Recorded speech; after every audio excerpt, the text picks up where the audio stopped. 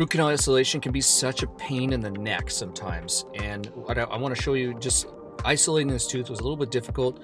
I kind of went through a couple iterations of how to do it, and it didn't work out really well, but I finally figured it out. So I wanted to share that with you because we all struggle with isolation, and put in the comments below some of the different tips you've used.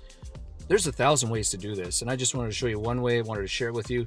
What I'm doing here, just before we get started, is this tooth was referred to me to finish, and it had symptomatic apical and I'm just doing a PDL injection. So if you haven't done one of those, check us out at allthingsendo.ca. We talk about how to manage patients with difficult, hot teeth, different techniques you can use, because you know what, I've been there at the beginning of my career, and I wish there was a place, and that's why we created this course, to get past those ledges, and a safe place online where we can ask questions on how to do root canals and not be judged for what we're doing. So I go to put my rubber dam clamp on this tooth initially, and it's about to fly off in my eyes, and I'm like, okay, we need to do something. So what I initially did, I actually deleted the footage. I was like, you know what, I'm gonna etch and bond some composite onto the buccal and lingual surface of this tooth. I deleted that footage because it looked so goofy. I just could not get proper moisture control from the tongue. Yes, I could use different rubber dam clamps, but I honestly don't like using them. The number 14, there's number 8s, because the wings go way down in the gingiva, and I find they still rock. So my previous attempt at etching the enamel was right here. And again, I deleted that. I'm sorry, because I was like, okay, this is useless. But then 8 hours later, I'm like, man, I wish I had that footage. So what I'm going to do is I actually elected to place the rubber dam clamp on. I was like, I'm going to try this. Place the rubber dam clamp on, get the tongue out of the way, and then we're going to etch and bond. We're going to place some composite. Maybe it'll act as our secondary seal, and we'll be able to get stability. Well, actually, it worked. I couldn't believe it. So let's move this down here.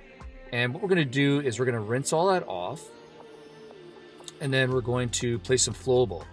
At the end of the procedure, and of course I apologize, this is the way it is, trying to capture content, my phone filled up. Are you kidding me? So I didn't want to sit there and fiddle with my phone and delete all this stuff, so we don't have removal. But what I did was we just took it, and I actually was taught this by my residency by my ortho mentor, to remove composite. Like, say for example, bonding, you have brackets bonded. What you do is you take your burr, the finishing burr, to remove composite dry, because you can actually see what's tooth structure and what's composite. And that's what I did here. It's really a simple technique. And I think that we're taught in dental school just to use water with a high speed, but you don't need to all the time. If you're close, obviously if you're close to the pulp, indentin, yeah, and you want to preserve the vitality of a tooth. But even endo accesses, you don't even need to use water, because the tooth can become non-vital. So we've etched, we bonded, and I'm just going to place some flowable here.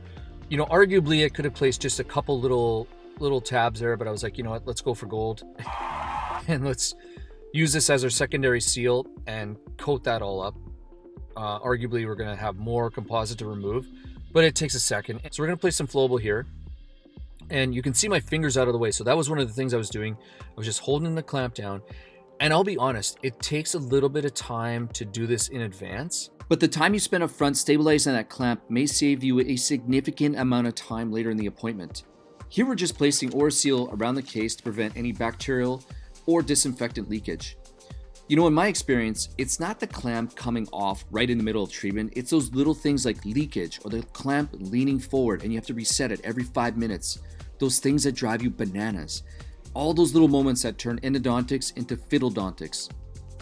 I had an obturation issue with this case that I'm going to share in our private course Facebook group that may help you in the future with cases like these.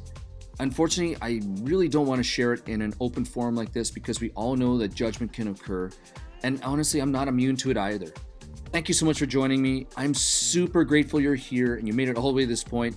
Let me know how you tackle these isolation issues as well.